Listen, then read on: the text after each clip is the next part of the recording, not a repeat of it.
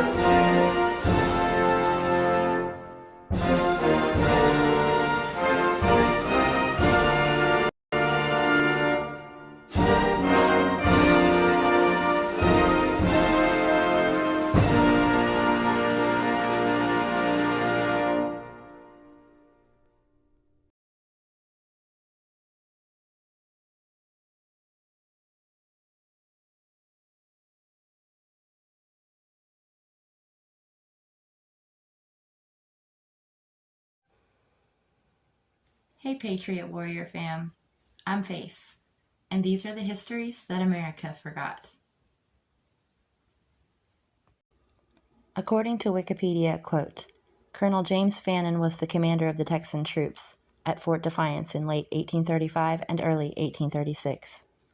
During the siege of the Alamo in February 1836, he attempted a march of 100 miles to relieve the Texan forces at the Alamo, but due to poor preparation for the journey and word that General Urrea's Mexican forces were approaching Goliad, he turned back.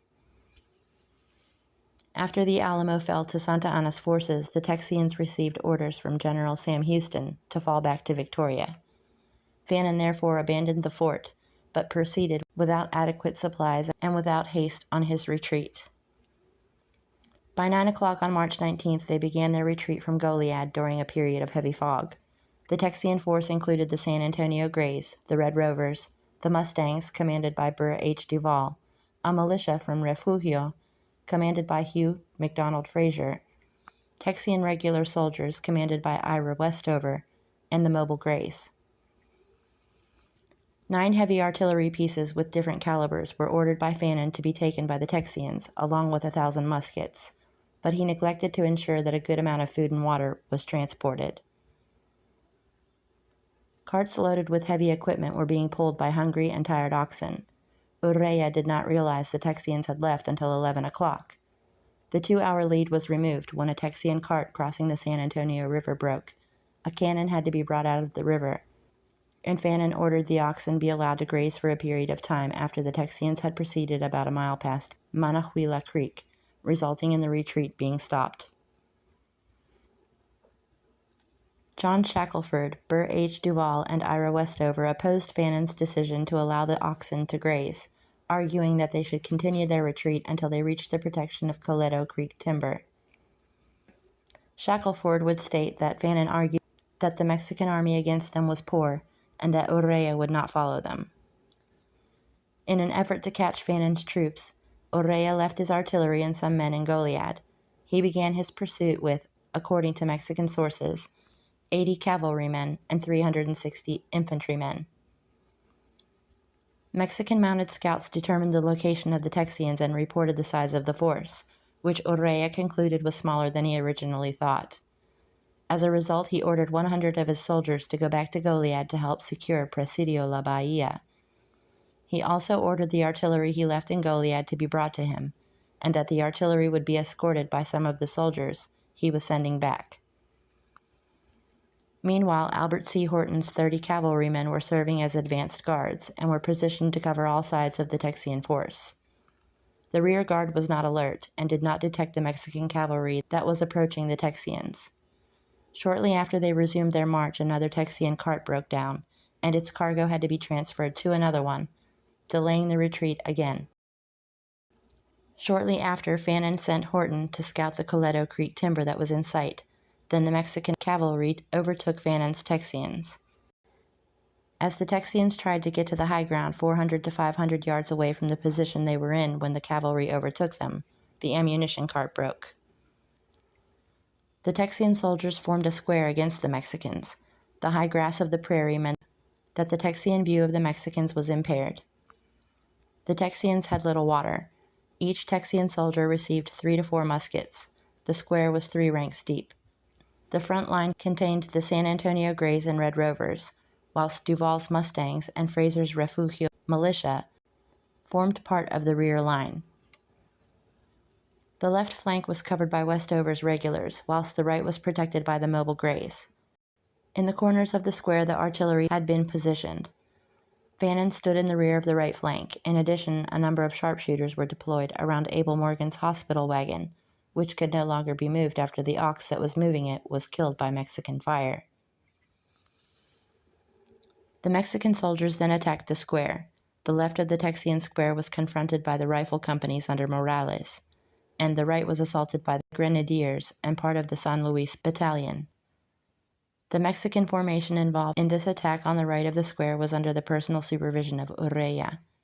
The Jimenez Battalion under Colonel Mariano Salas fought the front, and Colonel Gabriel Núñez's cavalry was ordered against the rear of the square.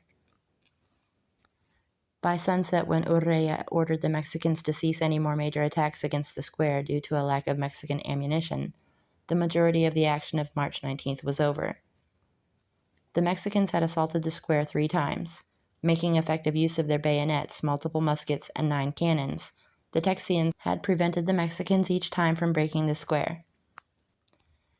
Urrea said that he was impressed with the fact that the Texians had managed to maintain the square against the 3 charges, and he was also impressed with the Texian weapon fire. Dr. Joseph H. Barnard, a Texian, recorded that by sunset 7 Texians had been killed. He also recorded that 60 Texians, including Fannin, had been wounded. 40 of the 60 had been wounded several times. After sunset, Urrea ordered Mexican sharpshooters to be positioned in the tall grass around the square and that they fire at the Texians. Before Texian sharpshooters were able to remove the threat posed by the Mexican sharpshooters by firing at the flash caused by the Mexican guns, the Mexican sharpshooters were able to inflict more Texian casualties. As a result of all the fighting that occurred on the 19th of March, the Texians had suffered at least 10 dead and 60 wounded, whilst the Mexicans suffered an unspecified high number of casualties. The fighting of the 19th of March had not demoralized the Texian soldiers. They were encouraged by the thought that Horton would succeed in getting Texian reinforcements from Guadalupe Victoria to Fannin. However, Horton had not been able to break through the Mexican defenses.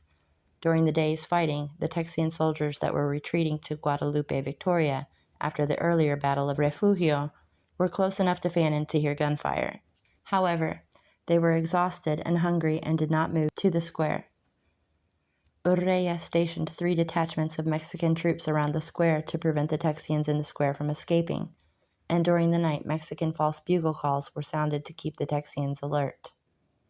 The Texans' lack of water and the inability to light fires in the square meant the wounded Texians could not be treated. The pain being experienced by the wounded resulted in the general decrease in morale amongst the Texian soldiers during the night. The poor weather during the fight further lessened the morale of the soldiers. The lack of water also meant that the artillery could not be used effectively the next day because the water was needed to cool and clean the cannons. The fighting of 19th of March had also left many Texian artillerists casualties, and ammunition for the cannons was low. All these factors contributed to the conclusion by Fannin and other officers during the night that they would not sustain another day of fighting. An idea for the Texians to escape to a more defendable position under the cover of darkness before Urrea received reinforcements was rejected, because it was decided that those who were too injured to escape, which included friends and relatives of the unwounded Texians, should not be left behind. It was therefore decided that the Texians should attempt to make another stand from their current position the next day. As a result, during the night, the Texians dug trenches and erected barricades of carts and dead animals. Urrea, meanwhile, had been reinforced with munitions, fresh troops, and 2 or 3 more artillery pieces from Goliad. He positioned the Mexican artillery on the slopes overlooking the Texian square. At 6:15 on March 20th, the Mexicans were grouped for battle. After 1 or 2 rounds were fired by the Mexican artillery, Fannin and his officers reiterated their conclusion that the Texians could not take another day's fighting and decided to seek honorable terms for surrender. They drafted terms of surrender which included statements that the Texian wounded would be treated, that they would be given all the protection expected as prisoners of war, and that they would be paroled to the United States of America. However, Santa Anna had stated earlier that any Texian can only be allowed to surrender unconditionally. As a result, Urrea could not guarantee that all the terms would be followed by Santa Anna. He stated that he would talk to Santa Anna on behalf of the terms of surrender presented by the Texians. The document of surrender was signed by Benjamin C. Wallace, Joseph M. Chadwick, and Fannin. As a result of the signing, the Battle of Coleto ended. Those Texians that could walk were sent to Goliad under Mexican escort. It would take until about March 23rd until all those Texicans that could not walk were transported to Goliad. During that time, Mexican physicians were told that wounded Mexicans were a priority to treat, as opposed to the wounded Texians. Fannin arrived in Goliad on March 22nd. Urrea, meanwhile, had moved on to Guadalupe, Victoria, from where he wrote to Santa Anna a letter recommending that the Texian prisoners would be treated with clemency. However, Santa Anna did not follow Urrea's recommendation, instead ordering the Mexican commander at Goliad, José Nicolás de la Portilla, to execute the Texian prisoners. On Palm Sunday, March 27, 1836, Fannin and about 425 to 445 other Texian prisoners were shot by Mexican soldiers. The execution became known as the Goliad Massacre. The Battle of Coleto was significant because it showed the Texian troops involved in the battle, despite being relatively untrained, were able to stand up to the Mexican troops against them and obey their commanders. The battle was primarily lost because Fannin did not act decisively enough to ensure success and also underestimated the quality of the Mexican force against him. It also illustrated that Fannin was reluctant to coordinate his actions with other Texian forces, a trait that was common for many Texian commanders.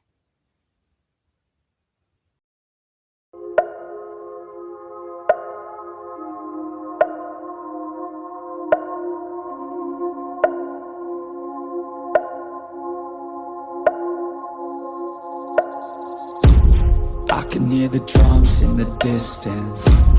I can feel the fear, the resistance. Everything can change in an instant. You might stay alive if you listen. Your best friend is your instincts, don't think. Trust me, everything can change in a blink. Hearts race, I can feel my heart pounding. Hold our heads up and this the chant we'll be shouting. This is war, you won't take me. This is war, you can't break me. It's just me, no saving. I'm the only one who could save me. So stand strong, stand tall, stay up, don't fall. Give it everything you got. No fears, no walls, just fight, no laws. Push yourself to the limit, it's the fight for it all.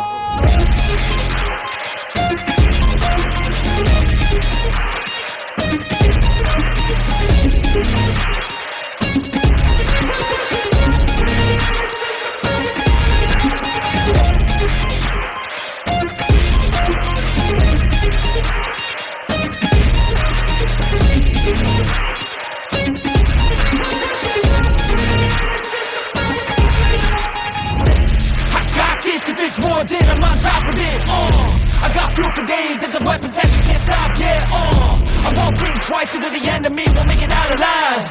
I got a full supply of energy and might, you pick the wrong side, Here I go, taking every single blow to the dome, never slow, pushing through it cause you know that I chose to be known, legendary, I'ma show everybody in this battle that comes close, they exposed, yeah. This is war, you won't take me. This is war, you can't break me. It's just me, no saving. I'm the only one who can save me. So stand strong, stand tall, stay